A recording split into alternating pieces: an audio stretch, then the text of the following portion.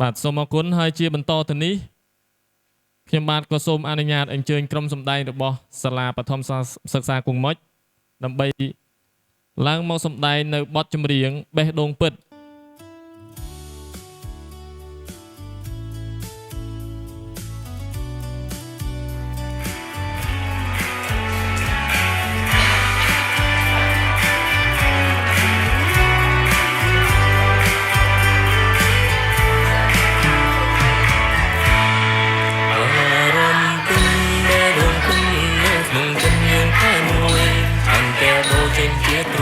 ជួយចំណាយមានរឿងស្មី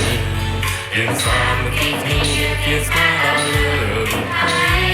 ដើម្បីរស្មីកាមេរ៉ាបងเพลงថ្មីចេញពីដៃពីអ្នកស្រីអារម្មណ៍ពិតជួបជុំស្មីមានគុំនឹងមែរងពេញស្នេហាយើងកាន់តែគ្នាជាស្មា